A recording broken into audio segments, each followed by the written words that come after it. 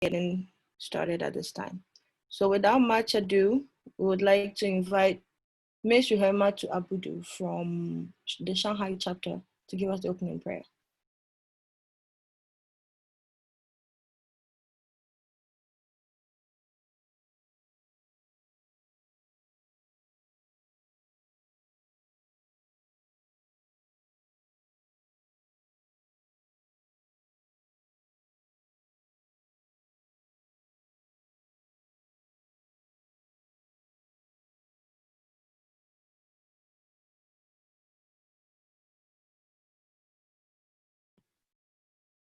Okay, since I do not see her name online, so if you're here,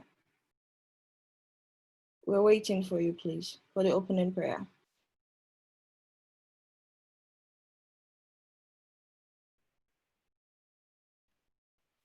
In her absence, Esibeth, can you please give us the opening prayer? Okay, let us pray. Our Heavenly Father, we thank you for yet another time. We commit this session into your hands. We pray that you take absolute control and lighten the eyes of our understanding. And we pray that whatever we learn here would remain with us just so we can bear fruit with it to be effective in every area of our lives. This and many other things we ask in Jesus' name. Amen.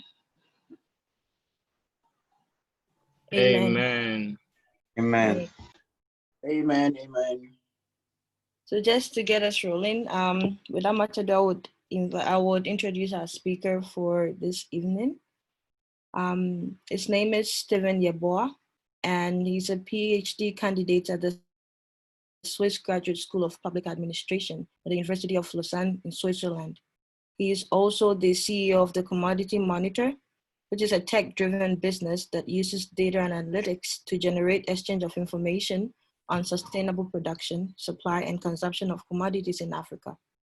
He has worked as a research consultant for the African Natural Resources Center of the African Development Bank in Abidjan, Côte d'Ivoire, and was a research fellow at the Africa Progress Panel from September 2013 to July 2016. Stephen has twice in a row been selected as LinkedIn's top voice on economy and finance and philanthropy and global development for 2017 and 2018 respectively. He has more than 479,000 followers, and you all know what that means. He was also selected as part of under age 30 emerging Ghanaian talents in the world by the UK-based Future of Ghana. So ladies and gentlemen, shall we invite our speaker?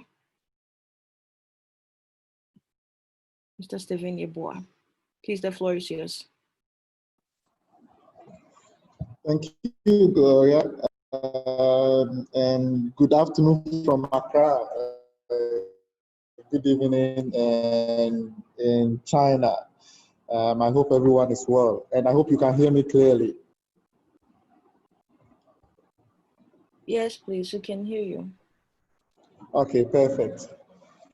So basically, when I was contacted by Michael, what I thought was not something very academic, though I know we are all academicians, and what we want to do is definitely to understand LinkedIn and what it is. So the question now is, what is really LinkedIn? And maybe I will give a background of how I got today. I have over 611,000 followers. How did I get these followers? Though I'm not a star.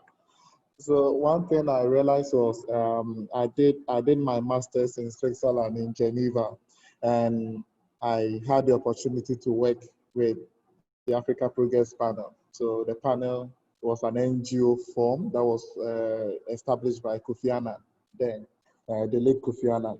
So in the course of my work at the Africa Progress Panel, I got to know that during the space of like 3 months, there were a lot of people following me, you know. So it's like, oh, do I have something leaked about myself that is in public, that people are really following me? And I think the understanding I got was I wrote to LinkedIn officially that I think I'm having some very, say, quote unquote, disturbing, updates on my LinkedIn. They said that, why are people following me? And one answer that they gave was, my contents are really key, and my contents are quite very, I would say, very exciting for people. So, in the whole of this discussion, how to position yourself or how to get a very compelling LinkedIn profile for your career success, for me, that the underlying, I would say, the fundamental factor has to do with having to get a good content that you push out. I know some people really like to read, some people really do not like to share. So as much as you read, what I would say is that you have to share in a way. And I became a very ardent advocate of LinkedIn as, for me, as a powerful driver to your career development. And for career, I'm talking about people who want to get a competitive job, and also people who want to create a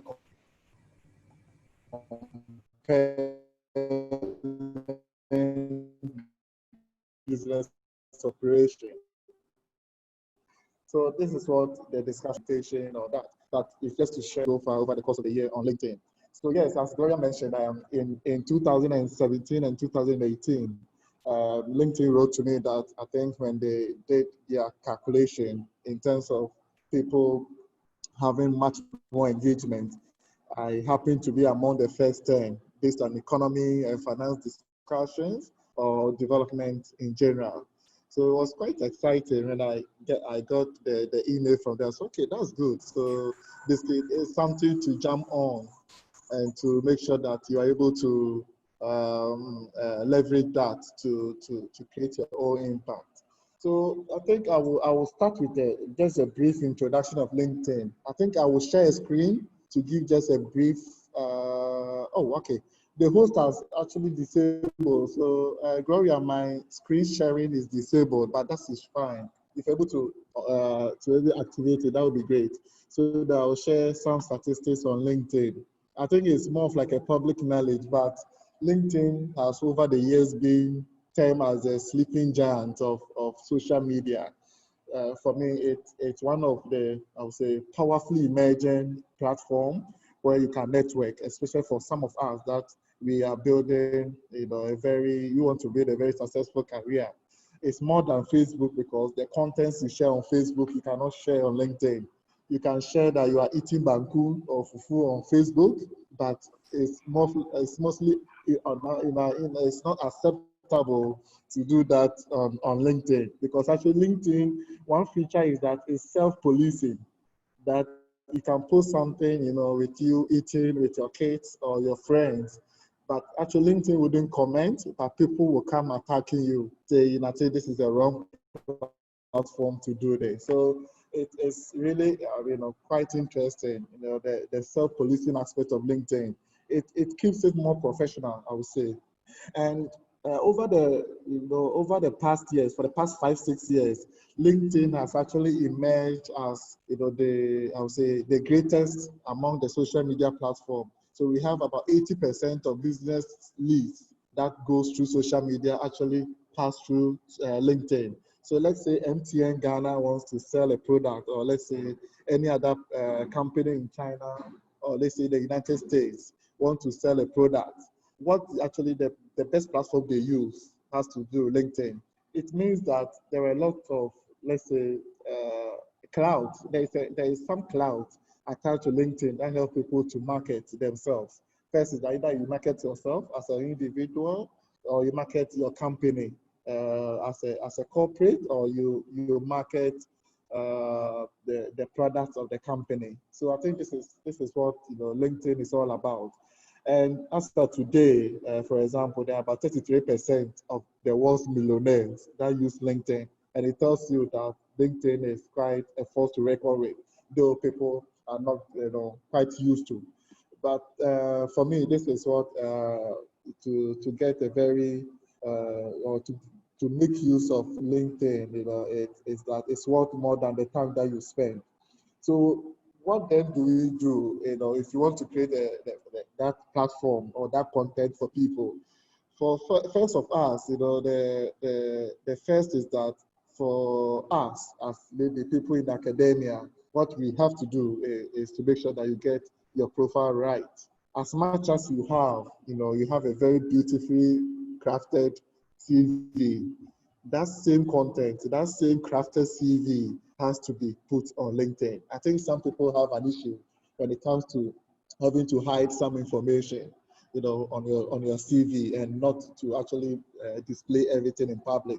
But I think for me, whatever you have in your CV has to be there. It has to be on LinkedIn, because we have today, some of the surveys at 5% of recruiters using LinkedIn as part of their candidate search. So in a way, as much as you think you can get a job with your CV by applying through the company, that you can update your LinkedIn, and actually your employer or potential employer actually could be looking out for you on LinkedIn based on what you have. So the best to be, the best strategy is to be accurate as possible, and then you update your profile as much as possible as you have of your CV. So number one is to keep your profile very up to date, skills and objectives. So definitely, whatever you are, be comprehensive as much as possible. If you were a marketer for MTN Ghana and actually you sold some product, or actually you were a business arranger for a company and you were able to raise, let's say, $5 million, you actually have to indicate that, and then you indicate how the money was raised and what it was used for that particular company. So you have to be comprehensive enough on LinkedIn, because people actually go there to read your profile. And also, I think one key thing is also to highlight your recent experience, to make sure that at least you can share with people what you are capable of doing currently or in the near past. I think this is what mostly employers will be looking for. So one of my experience was that I happened to be, LinkedIn contacted me because they wanted to have Kofi Annan as I think as one of their thought leaders. And Kofi Annan wasn't interested actually in getting to any other social media. He only used Twitter, and Twitter was enough for him. So when LinkedIn contacted me, I said, okay, that is really a Herculean task to ask me to go and convince Kofi Annan to get a LinkedIn profile. So I discussed with my immediate boss, and we had to prepare a presentation to him that for now, we can LinkedIn, or even for the foreseeable future, LinkedIn will happen to be a top platform that will actually be more of like that will project his work, whether the legacy he's left or what he was currently doing then. So I presented to him the importance of LinkedIn and why he should join. And yeah, the good news was that he accepted to join, and that was really good because LinkedIn actually needed him, especially for his legacy and him being also African. They needed him. He accepted, and as of today, I can actually say that LinkedIn happens, or maybe before he died, LinkedIn emerged as the most powerful social media tool he was using, though he had Twitter, but most of the engagement he had came from LinkedIn. So I think, yeah, it's really a very good topic that NUGS-CHINA actually chose. That I think is good to discuss LinkedIn and then its impact.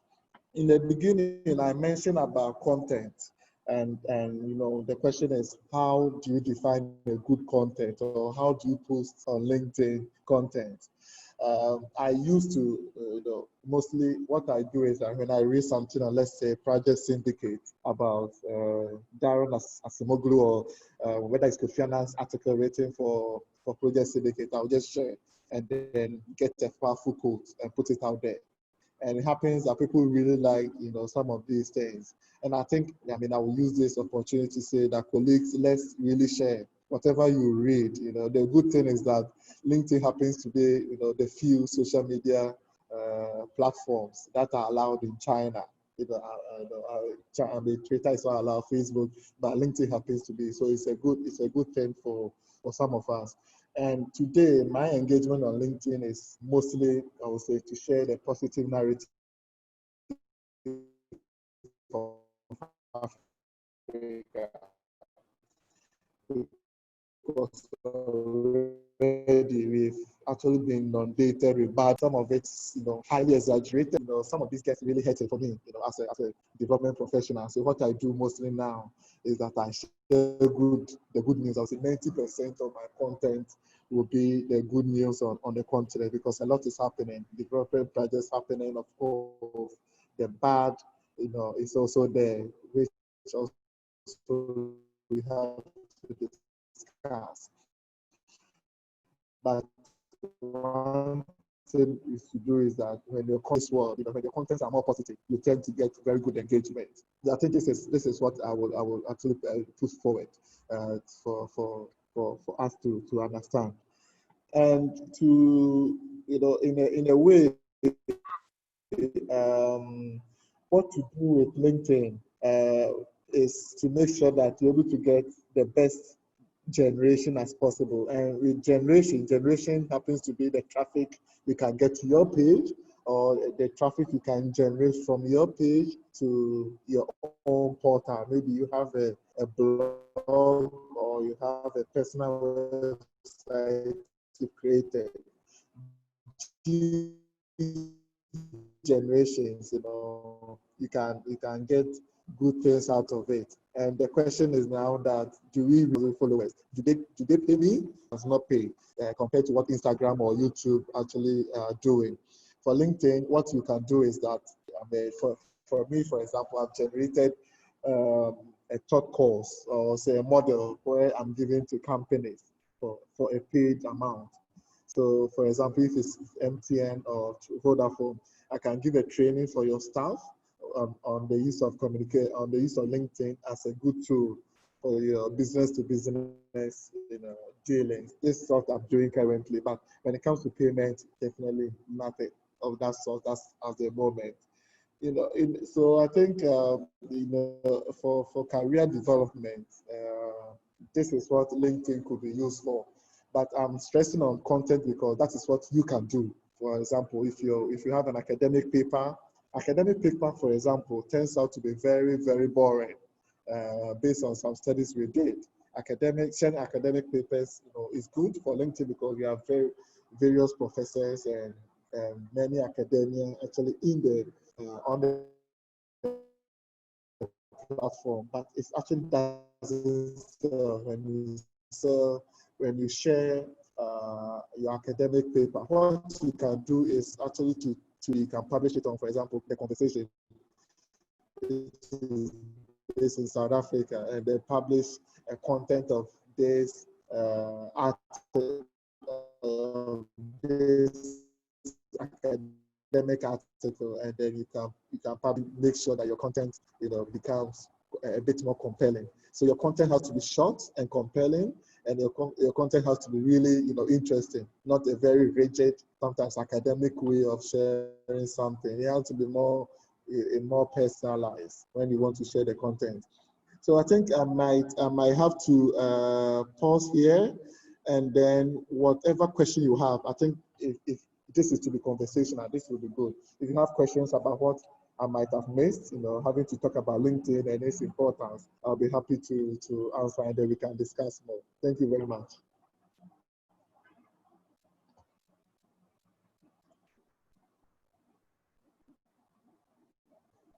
Wow, thank you so much for the presentation. I think already we have some hands up. So we would quickly call iPhone 8 Plus.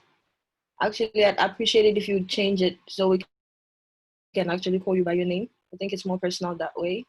But iPhone 8 Plus can go ahead to ask a question, and our host is on standby. Thank you.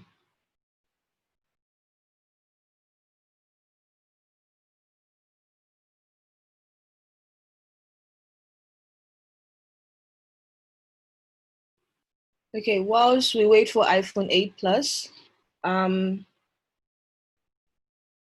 think we have a question in the chat. from Gertrude Gwenzi. How much of your personal life or personal brand should you bring out on your profile? And also, we have a request if we could see your face. So if you could kindly turn on your camera. And also, I didn't want to interrupt, but the host made you a co-host, so you could share your screen as well if you'd like.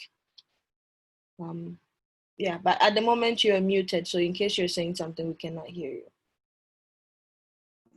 Okay, thanks, Gloria. I think, okay, so the request, I would then have to share my video. I think this is okay. And then I will continue. I think the second, I will answer the Gertrude. Yeah, Gertrude's question. How much of your personal life?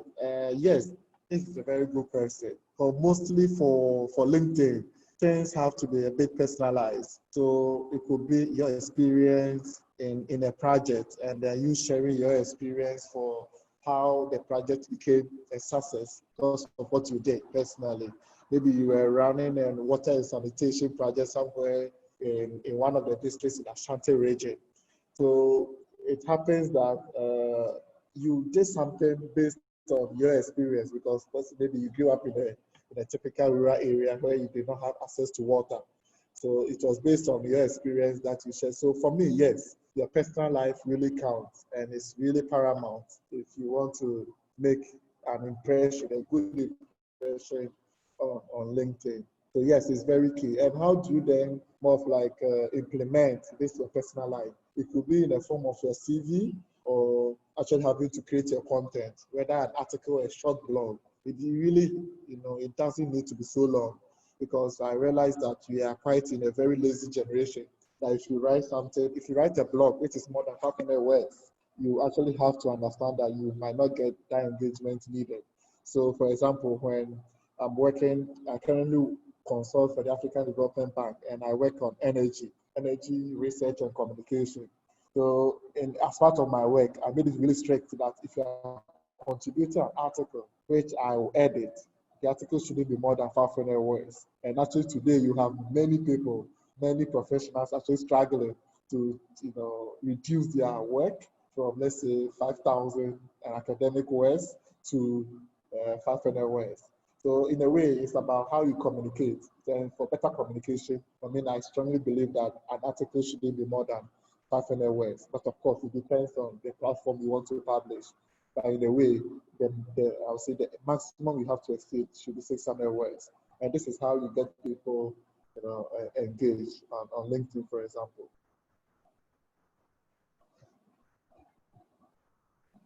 Awesome. iPhone 8 Plus, are you ready? If you are, you can unmute your mic and then ask your question, please.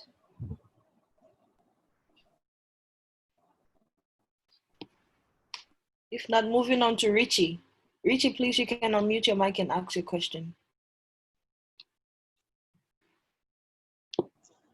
And then maybe I will add also, okay.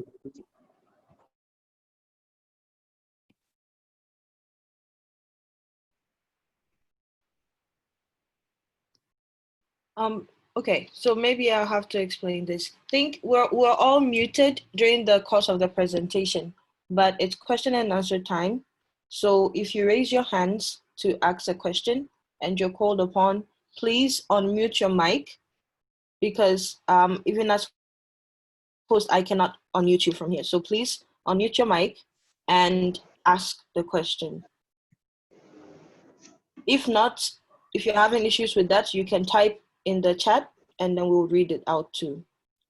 So I think Richie, you're unmuted now, so please go ahead. Okay, thank you very much. I think I really enjoyed the presentation, but I want him to throw more light on the profiles you need to update or what you need to put on the LinkedIn, because I was kind of not stable when he was giving that presentation, when he was going on with that, but I'd like him to do that so that I can hear something from that. Thank you very much.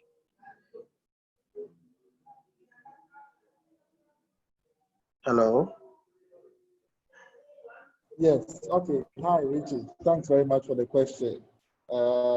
Yeah, it's quite a good question, and for me, in a way, let me see whether I can share my screen so that I can use my platform. Yes. Okay. Yes. So if you can see my screen, this is actually a typical.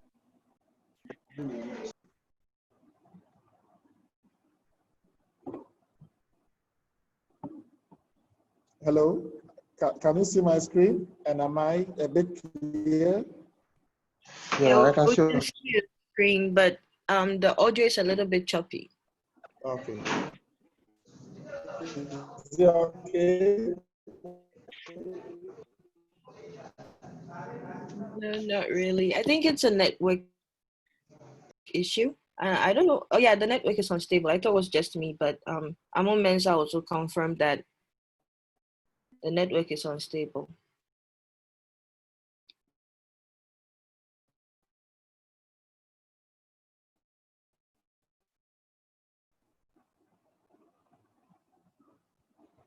It's a network issue. So can I try, off? Okay. All right. So this is typically my profile on LinkedIn. And if you can see, definitely one of the I would say the golden nugget, which I think a question that Michael asked is that you actually have to have a very short. I think maybe mine is not too short. They have to have a very short, let's tagline, I would say. So more of like your title. So the title has to be looked at, and that is the number one issue about your profile. In your profile, you make sure that your title is quite succinct and it tells you what you are into or what you want to be. So this is very important for your LinkedIn profile. And for example, also the about. The about happens to be the second important part of your profile. If someone goes to your profile, he reads first the title, and then the second has to be more like your summary in a CV. You might have to tell or convey the most important aspect of yourself actually at the about section on LinkedIn. I think this is the two most important, and then the rest happens to be your experience and also your activity where you can it happens to appear.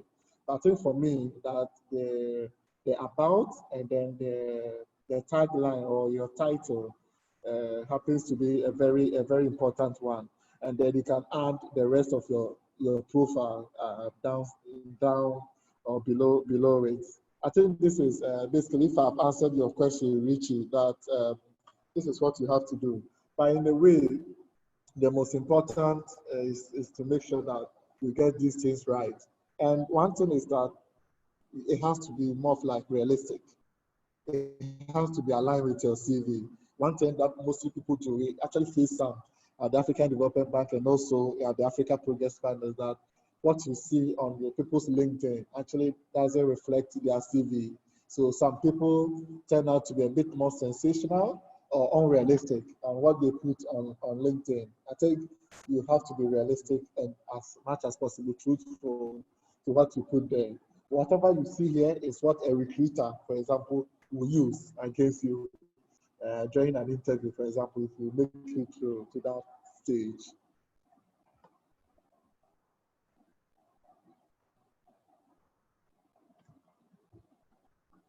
Wow, awesome. Thank you so much. We have some questions in the chat, so I may take two at a time. Okay. The first is from Michael Adney, and he says, what are the three key nuggets to make one noticed by potential employers or HR recruiters on LinkedIn? And we also have a concern from Lizzie, and again, Patrick affirmed this, saying that they have sent several applications via LinkedIn, but still no response. So basically, do employers take LinkedIn applications serious? Okay, let me start from the second question. Yes, actually, they take it very serious. In a way, some employers have attached or more of like connected their LinkedIn company page to a platform. So you apply through LinkedIn, either they receive it directly via email or through their platform. And actually, they do take it serious. I will give an example. I have a colleague, we used to work together at the Africa Progress Panel. He's from Burkina Faso, and he's currently living in Geneva. Actually, after, there were a bit of some change in the organization. So he had to find a new job. And he did apply for through a commodity company, trading company in Geneva. And he did the application through LinkedIn. And within a space of 5 days, actually they called. They called him and then he went for an interview. So definitely from my experience, it works. Now if you apply through LinkedIn, it's definitely one of the easiest even for employers, and it does work. So for me, you still have to take it serious. It has to be more of like a cover letter. You have to review or the CV or your profile at large. Please do so, because yes, the people take it even for serious, even than sending it across your CV. And then for I think, Michael, I addressed most of your concerns in your questions through Rich's question. So in a way, for me, the three golden nuggets would be to look at your profile so much well, to share content, and then also to be engaged. So this, I think, will be the three I will give, that your profile is much more updated, you share content. Of course, you cannot sleep on LinkedIn, but as much as content you can share is important, and also you engage. One thing is also that what feedback I got from LinkedIn is that when I post an article and people are commenting, definitely I share. For example, of late, I've been more of like tagged through China, because I think people have a very interesting view about Chinese engagement in Africa. So when I share an article and say, okay, China is building a railway line in Kenya, then of course the comments will be flowing and say, oh, is it like a new form of colonialism? Is it this and that? Definitely I come to rebut and say, okay, if it's bad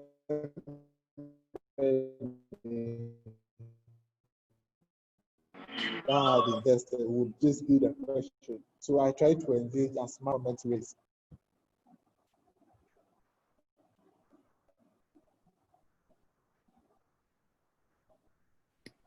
Oh, okay.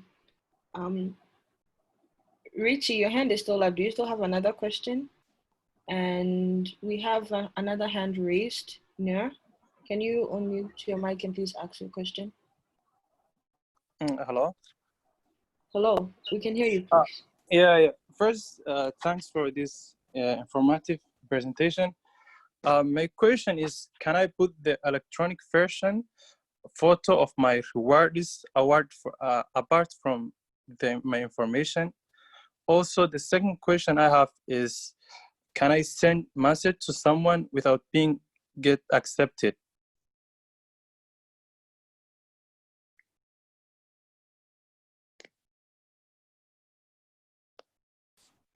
Hello? Do you want to take?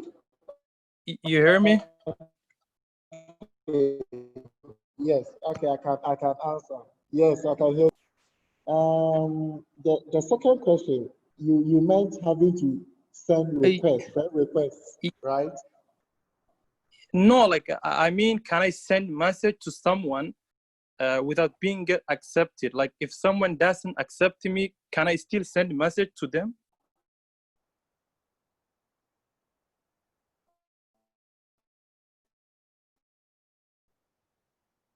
Hello? I think he froze up, so give a minute and let him come back on. All right. No, if it's you, it's not possible to send out a message. Apologies for the internet. Can you hear me now? Is it okay? Yeah, I can hear you. So Okay. go ahead. I was talking about, it depends on the type of profile. If you have the simple free profile, it's not possible to, let's say, send a message to me For example, because you might not be connected on LinkedIn, but if you have I would say the paid type of subscription, the paid subscription based one, then you can send out a message. Then you have a stipulated number of messages you can send based on how much you pay a month. I think some pay like $30, $40 a month. And with that, definitely you can send a message even to me when we are not connected. All right, thanks. And my first question was, can I put the electronic version certificate of my awards on LinkedIn?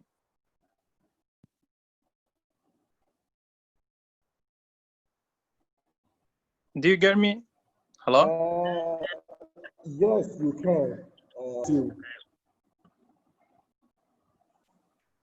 Yes, so if you can hear me, yes, you can do that. But I think for me, if it has to be something academic, the most advised way of doing it is to make sure that you rather share your training, let's say a short course certificate, but for your maybe academic degree certificate, you can keep hold of it, because these are mostly proof that you provide after you've made your application and you're going through the recruitment process. So I think for that, if it's academic degree certificate, you can keep that to yourself, but it's a form of a training that you are. Thank you very much. I mean the reward certificate. I don't mean the academic certificate. Anyways, thank you very much. Thank you very much. All right. I think we had a question earlier, but I think part of it has been answered from Godwin. I think that the part that remains is 2-week training. You can share it on LinkedIn. Okay.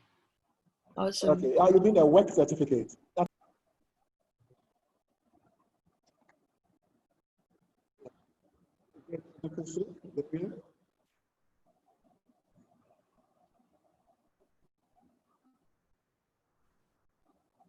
I think he was saying thank you. He understands, I guess, and so we could move on to the next question.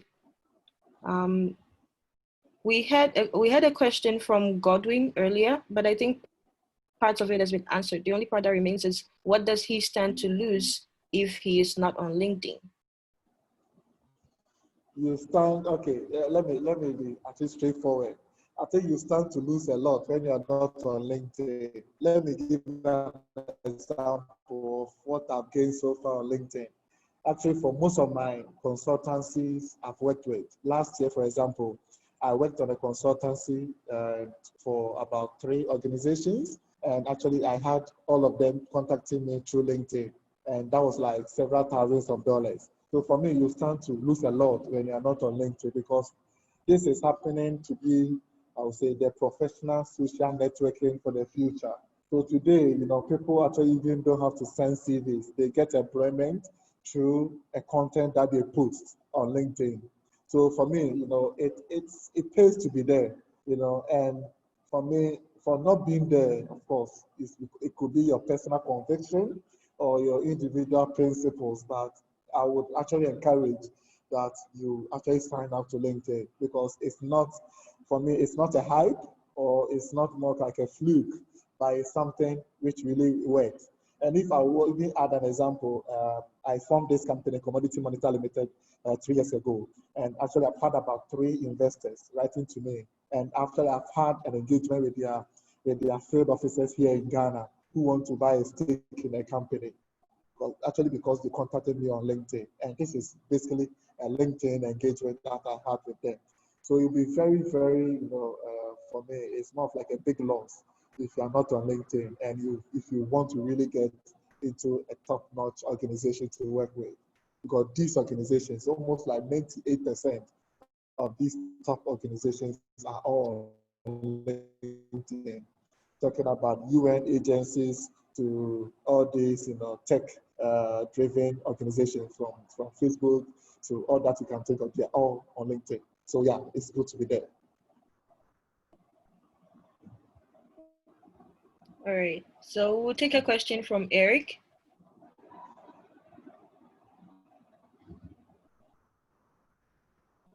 Eric, can you hear me, please? You can unmute your mic and ask the Oh. question.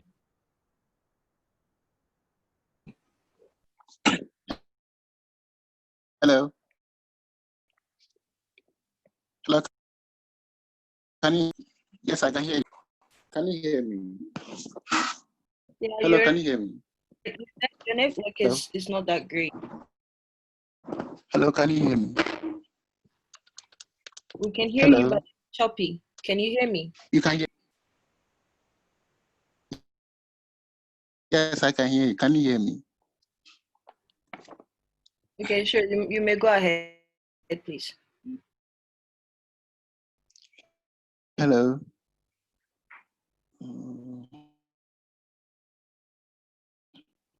Hello. Okay, I think in the space of time, maybe you could type your question and we'll read it out. Because of the network, because you're still breaking up. If we would have Fifi Kwesen.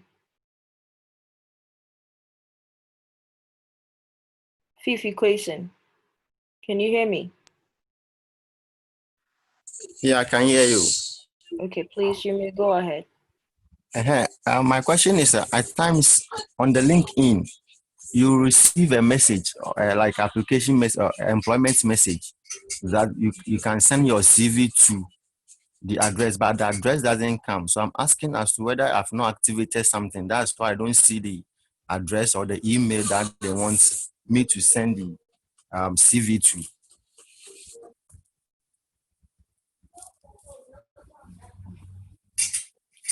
Please, am I clear? Yes,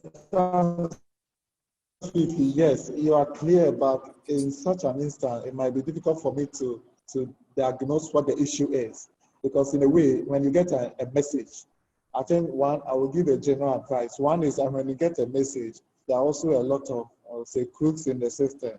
So first is to validate or verify the company, and if really that is the actual profile, I would say the former profile of the company, before you even make an attempt to send your CV or personal information.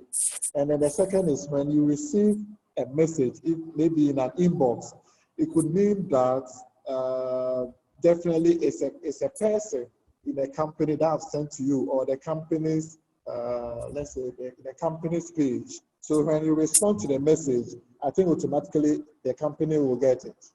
So if it's in a form of a message, you respond to the message and possibly attach your CV, and the person or the company rep or the company itself should be able to get your message or your response. I don't know if I'm clear. Yes. But the thing is, they don't send it personal to my messages. I see it like maybe they say, for example, Nestle is looking for, say, logistics officer. So send your CV to so and so address, but the address doesn't come. They stipulate the description, what have you, but to the address it doesn't come. So I don't know whether that's the general page on the LinkedIn, Yeah. or it's just linked to me alone. I think it might be general, but one thing I know is that when a company publishes a job on their platform, I think, okay, Fifi, so what you do is that when you get such a message, if it's only genuine, I think I would advise that you go to the website, okay, of the company, and then you can start the process from there. If you are not too clear with the LinkedIn, led process, I think you can go directly to the company's website, and then I think I'll take the decision from there. Okay, thank you so much. Welcome. Okay, I think time is, quickly catching up on us, so we'll be quick with this. We had Patrick give a little bit of a suggestion in the chat.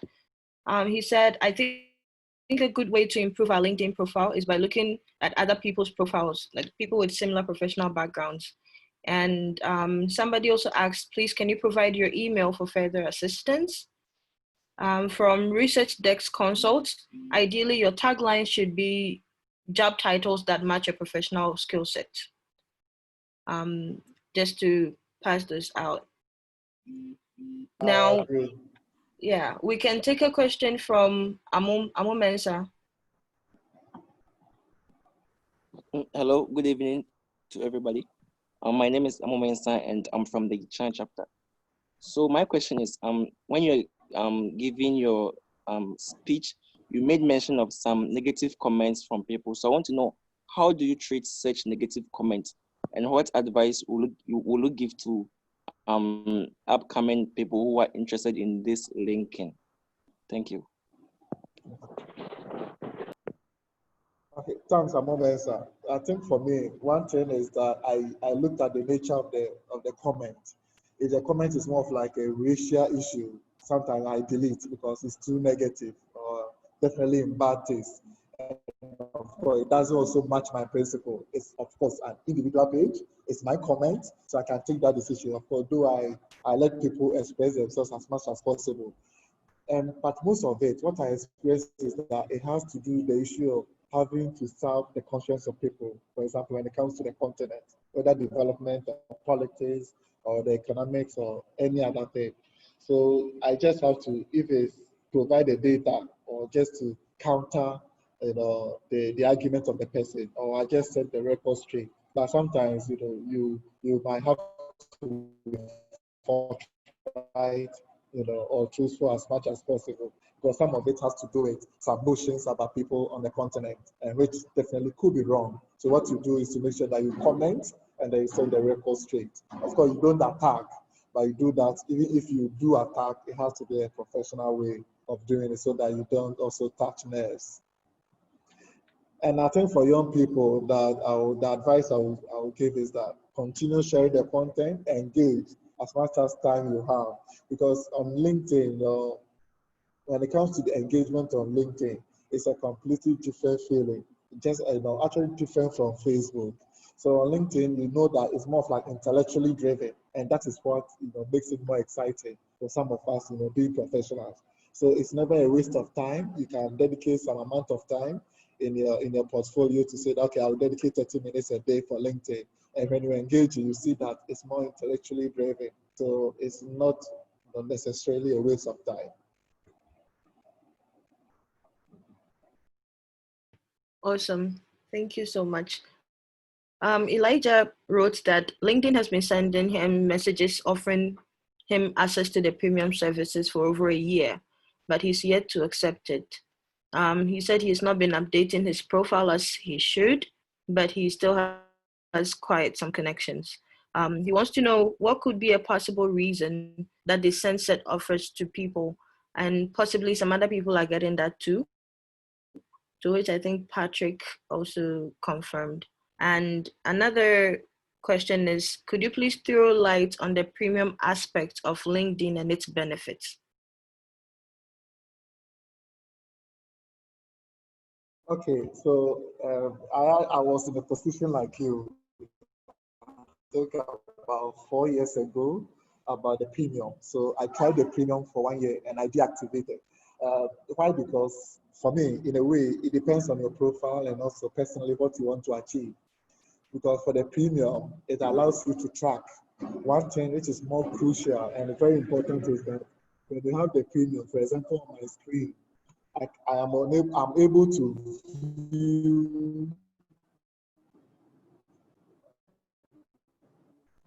in my profile. And some of these things are very important just to getting to know, why is someone, let's say the CEO of Nestle Ghana or the CEO of a commodity trading company in China, let's say Cofco. Why is the CEO of Cofco, going to see my profile on LinkedIn? It could send a signal. So when you have that information, of course, information or knowledge is power. It allows you to take a decision. Possibly there is an interesting, job position at Costco that you can take that decision. But in a way, it all depends on you. First is that, of course, you know people that can view your profile. For example, I deactivated my premium and I can only see for a time, only 5 people view my profile. The rest, I can only see when I'm signed onto the premium, which for me, I don't really need much because when someone needs me, the person will write because of possibly the level of LinkedIn or let's say the followers I have. But if for starters, or you want to really reinvigorate your LinkedIn profile, you could give it a start. Maybe give yourself 6 months and say, okay, I want to try the premium. And you can deactivate anytime you want. But in a way, some of it can be worth it because for the premium, when it comes to some job positions, you can easily apply from your LinkedIn profile, even than going to the company's web page. That is also an advantage. So it's a bit of cost-benefit analysis. If you think having to fork out about $30 or $40 a month isn't worth it, definitely you can stop it. But if you think it's something to consider, you can. You can take it and then maybe try.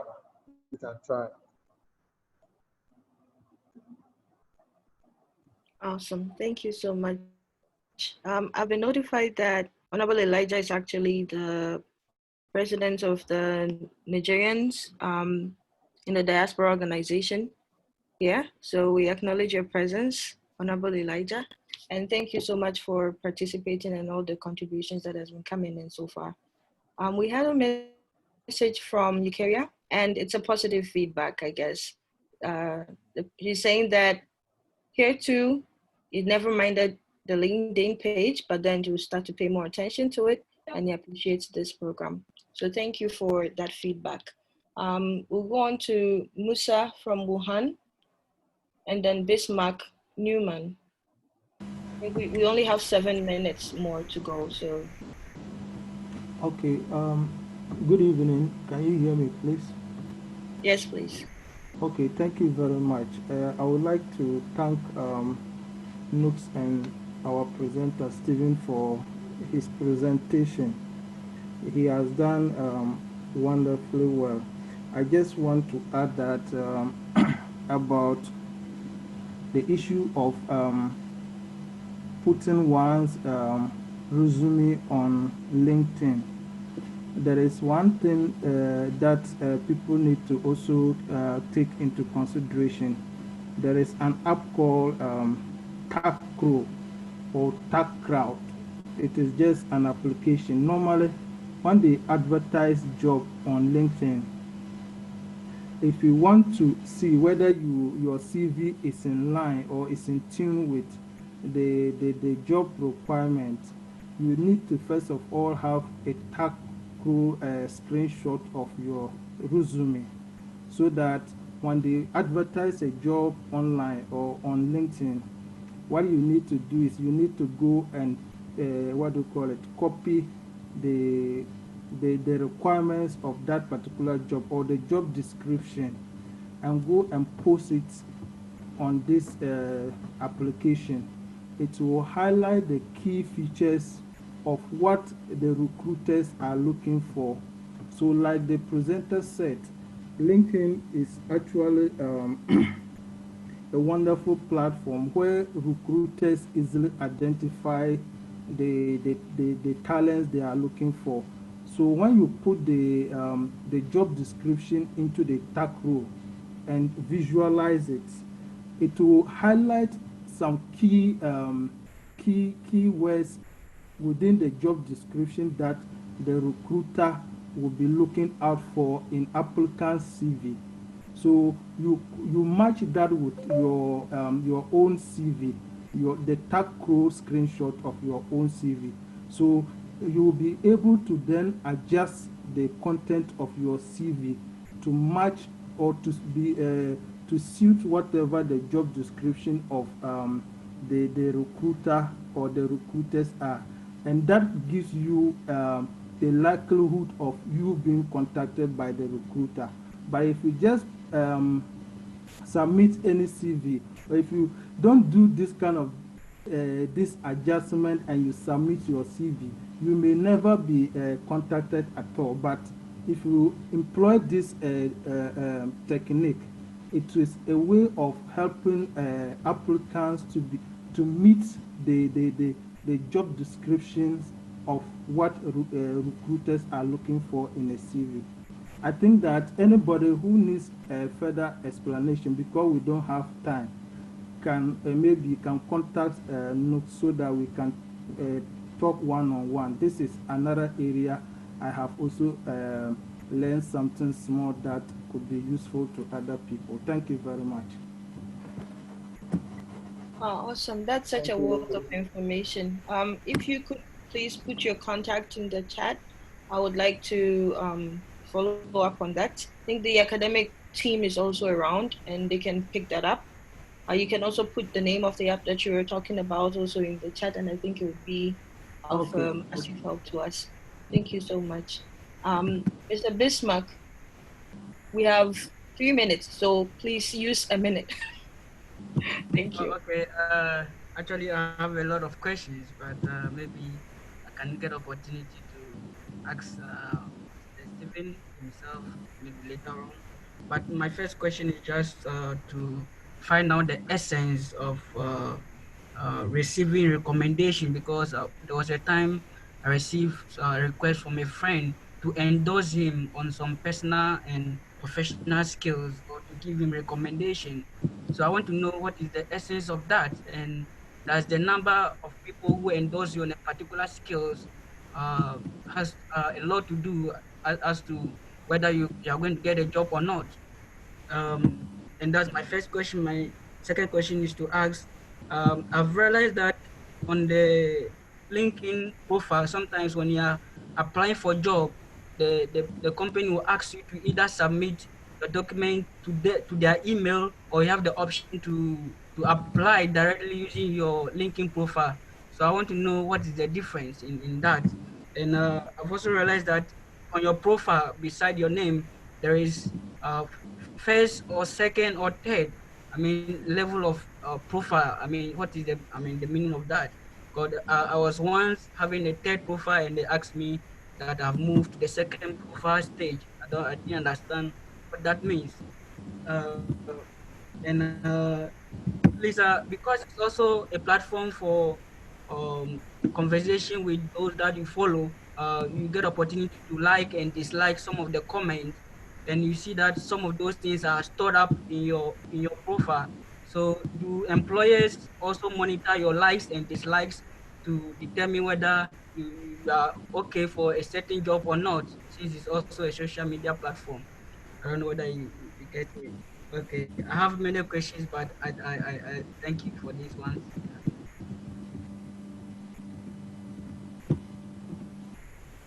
All right, thanks, Bismarck. Yes, many questions. So I will attempt to address all, if not some. So one thing is that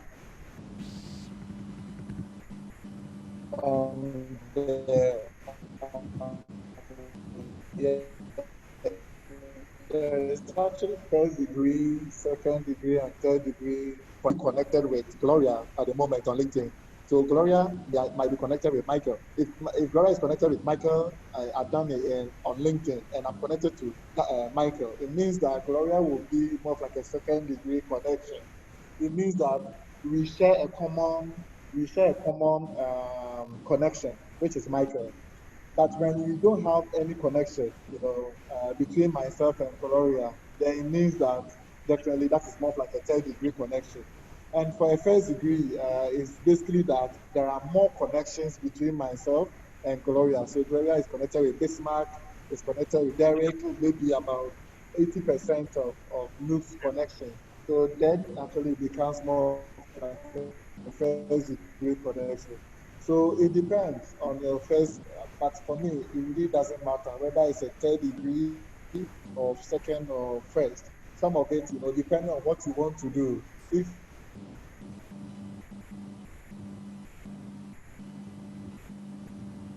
for example, you want to be in the telecom industry and you see the CEO of first or second degree, just send out the thing, the person will accept. And on the recommendation, I mean, obviously, it works like the normal work, recommendation. So, for example, if you have a recommendation from, let's say, a Bill Gates on LinkedIn, then you can actually assume the weight of it. It really weighs much if you have a recommendation on LinkedIn. So yes, for me, it's never something. It doesn't matter. Everything on LinkedIn matters. So if you can send a recommendation to someone you've worked with before, or someone you know to just write 2 sentences and then recommend you. That is fine because it could be something a recruiter might be looking for. So I think basically I might have missed some of your questions, but I'll be happy to if you can ask again. I think I've addressed 2 of your questions. Yeah, I know our time is up, but if you would be okay with, giving us some, injury time be kakra be I'll yeah, be, for I'll, us yeah, kasa. I'll be happy to. I'll be happy to address as much concerns and to engage for the next 15, 30 minutes. I'll be fine. Oh, awesome. Then Bismarck, please go all out.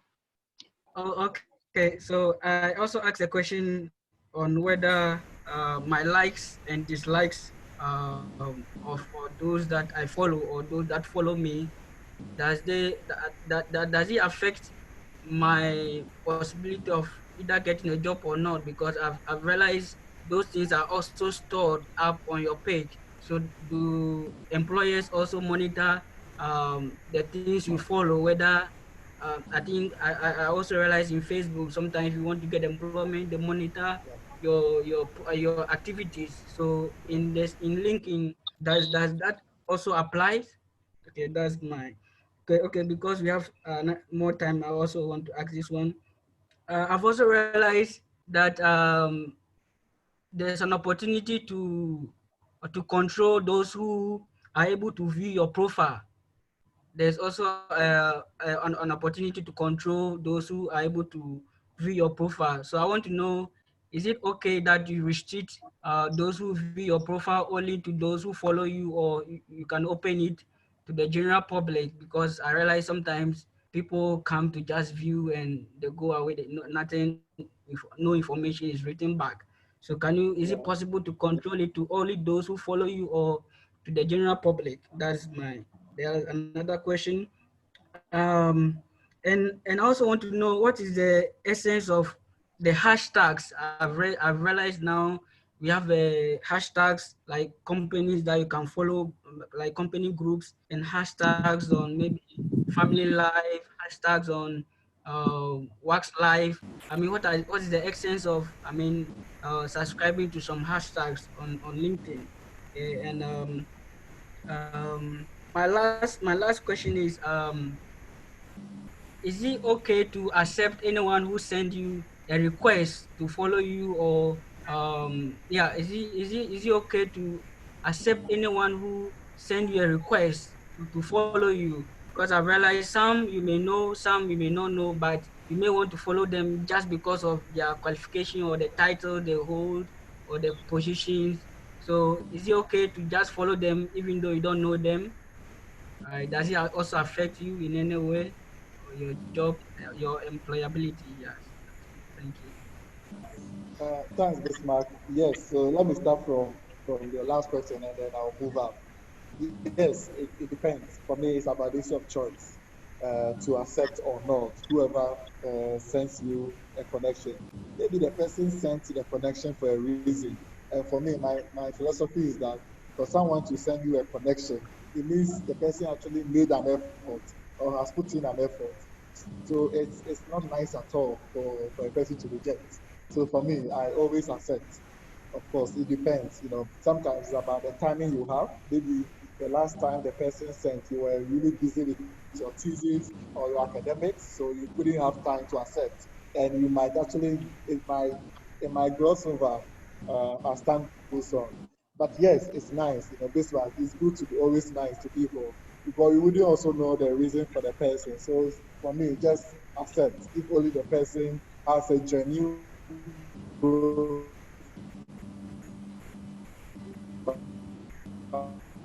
and it's not, someone with. So your last but one question about the issue of hashtag. Yes, it's very important because LinkedIn has developed hashtag to be more of like a profile page.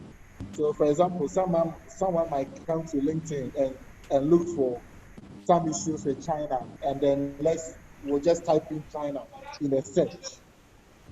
So when you type in this China in the search, definitely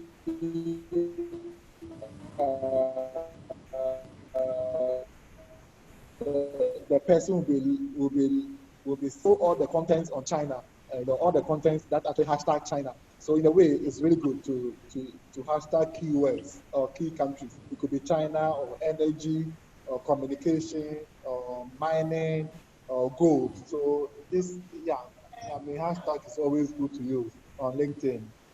And then the other issue of control and settings. Yes, you can control the people can view your profile, unless this way you lose something when someone visits or view your profile. If you don't have any issue with people view your profile, yes, you can just allow it to happen. But you can control for it. And at the settings, if you go to your settings, you can actually change people that can look at your profile.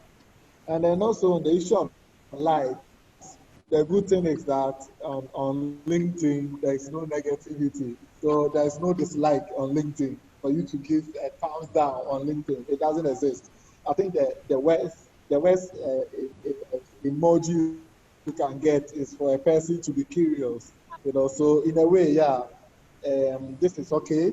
How much you actually react, or in a way, the world is now so much interesting that companies now want to look beyond your CV. So they want to know whether they can actually more like envisage or have a view about your attitude. And attitude now, I would say you can actually look at a person's attitude based on his way of engagement, whether on Facebook, Twitter, or LinkedIn. So how you comment definitely can be used by a country's, let's say, a country's embassy when you're applying for a visa, or an employer who wants to get you. So what you comment really matters, because it can be used against you in any way. Of course, even in criminal charges, it can be used against you. So yes, I mean, be mindful how you comment, but of course, be yourself as much as possible. That's what I would say. I hope I've been able to address all your questions. Yeah. Thank you very much. Thank you. Thank you very You're much. welcome.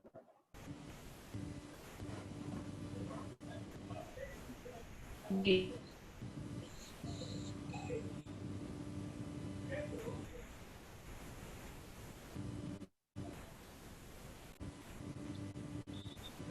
Yeah, I just realized you missed one of them. Sorry. Yeah, I asked a question about using my LinkedIn profile, and then also sending your document to the company directly. Which one is more, because some of the the companies will ask you to either apply using your LinkedIn profile or send them the document through their email, or send the document to them through the email. So which one is more preferred, or which one would you recommend?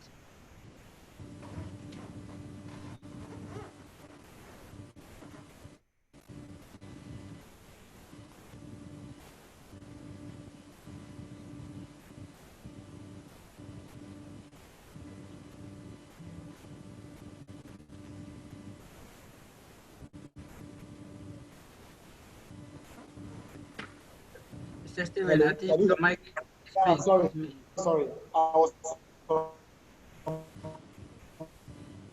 muted. Yeah, sorry.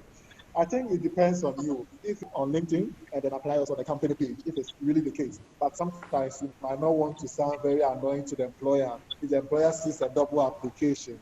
But for me, I think the world is becoming so much virtual, and so much easy that if you are so much, if you instinct, if your instinct you should do again, the company, web page application, go ahead and do it. But I think today the world is so much, virtual and easier that LinkedIn turns out to be, much more enough. It's like enough to do it via LinkedIn.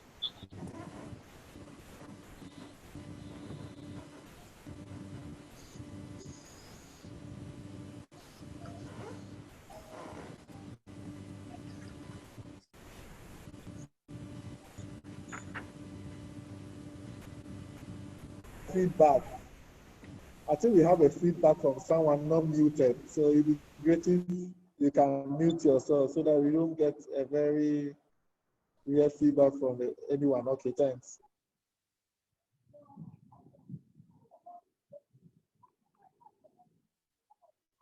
Gloria,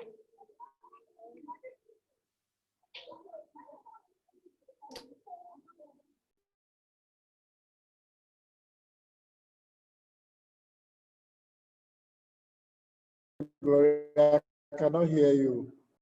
I don't know whether you are talking, but I can't hear you.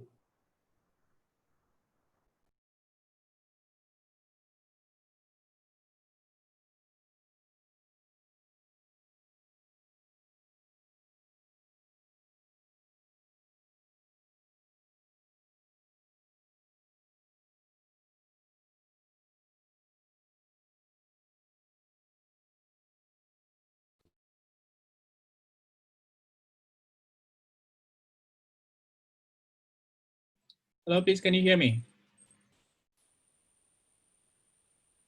I can hear you. Okay, thank you. Honorable I Gloria. hear you.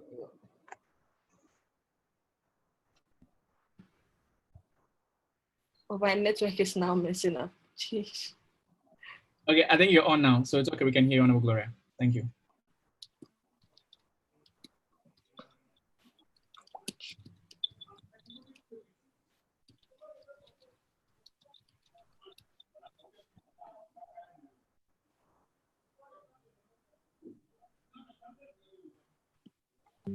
Okay, honorable members, thank you so much.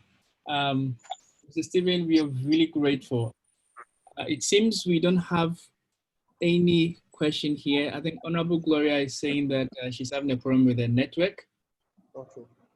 So before, I think Gertrude was saying that this has been really great. Thank you. Editing my LinkedIn profile as soon as I leave this meeting. Oh, that's great. Thank you so much for sharing this useful information. I've learned a lot to update my, make it much more simple, interactive, and engaging to have more outreach to people. I think to proceed, we'll have the vote of thanks being given by the Honorable Felix Joe Ado, the NUGS National President. Honorable Felix, please, are you around, please? Yes, I'm Ben, around. Can you hear me? Yeah. Hi, fellas. Can I conclude and then possibly you follow up with the vote of thanks? Okay, all right. Yes, That's okay with me. Okay, perfect. So I think, yeah, it's been an honor to share with you guys in China. It's a very good decision by the unit or the association to get this on board, because I think for now, when it comes to LinkedIn, Africa in a way turns out not to be on the map, because it's been much more utilized and leveraged well by US, Europe, and then Asia, but not much in Africa. And for me, of course, it's not too negative, because I think it's more the prospect is more very positive, because we have more youth having to professionalize themselves. So as time goes on, I think for us, we have also a responsibility to let people more of like share most of their time, social media time, among Facebook and Twitter, and then also consider LinkedIn, because it's really good. If someone says LinkedIn doesn't work, you can tell the person it's actually a palpable lie. For me, I'm doing a current project. I'm actually deploying a mercury-free mineral processing plant in Ghana for miners, both small, medium, and large scale. And actually, I got this project on LinkedIn. The company contacted me on LinkedIn, and today we have some of these machines in the field in Ghana, having to ensure that we have a mercury-free or chemical-free mining in Ghana. And it happened because of LinkedIn. So there are lots of opportunities. It's just about you positioning yourself. So I will treat each and every one that let's treat it very, very serious. LinkedIn is really good and it works, in a way. The associations and the business opportunities you can have, is so much immense. So let's take it serious. Let's position ourselves, profiles, just transpose your CV. Whatever you have in your CV, put it on LinkedIn, and then you can share content as much as you can. Because we read a lot of professional articles, a lot of positive news on Africa, for example. Let's do that. And to end, finally, is that we have a responsibility to make sure that we are able to already, the traditional media from Reuters, to Bloomberg, to FT, to BBC, to Al Jazeera, you know, and if you're able to look at all the news, almost like 95% of news on Africa turns out to be negative. So let's also be much more, you know, circumspect and then share the positive news. Of course, you also have the negative news you can share to make sure that you're able to find a solution. But let's share the positivity about the continent, because there are a lot of positive things happening. Thank you for the opportunity. That I'll be much more happy to help and share with the team, and then we can all have access to it. Thank you so much. Thank you, Mr. Stephen. We're really grateful. And then we'll be happy to have your contact so that others also can reach out, or maybe they can reach out to you on LinkedIn and see if how best they can ask the questions, or you can be of assistance to them. Sure. I look forward to connecting with everyone on LinkedIn. Really grateful. Okay, so without much ado, Honorable Felix, please, the floor Yes, is yours. please, can you hear me? Yes, sir. Okay, thank you very much. So thank you so much for this privilege to learn today. We are so grateful to God for the opportunity to gather for this online seminar. A big thank you to our facilitator, Mr. Stephen Yeboah, for taking the time to share with us such insight and wealth of information. Indeed, as people in academia, this is very crucial, and we are grateful. We would also like to thank the president of the Nigerians in Diaspora Organization, East Chapter, Mr. Honorable Odi. Also, we appreciate the wonderful organization of this seminar by the NUGS-CHINA Academic Committee, led by its chairman, Honorable Benjamin Ohine Kwapombafo. And to all the participants, thank you for joining us tonight. And let me take this opportunity to also wish all the gentlemen in the house a happy Father's Day. Thank you so much. Thank you so much, Mr. President. Thank you so much. Okay, so without much ado, since we started with a Christian prayer, we would like to call Honorable Abdul Basit to give us a closing prayer in Islam. Thank you so much. Hello? Can you hear me? Yes, sir. Please proceed. Okay, shall we all pray? In the name of Allah, most gracious, ever merciful, we thank Allah for, first of all, making this program a possibility, and secondly, for bringing us to a successful end to this program. We pray for Allah's guide and protection, especially during this time of pandemic. Bismillah ar-Rahman ar-Rahim. Alhamdulillahi Rabbil Alameen ar-Rahman ar-Rahim. Malik yawmiddin. إياك نعبد وإياك نستعين اهدنا الصراط المستقيم صراط الذين أنعمت عليهم غير المغضوب عليهم ولا الضالين آمين. Amen. I'm done. Amen. Thank you so much. Amen. Amen. Amen. So, Yeboah, thank you so much. Thank you very much, everyone. Our brothers and sisters. Thank you so much. All the best, and then stay safe. And yeah, let's keep the connection going. Cheers. Cheers, you too. Be a good cheer.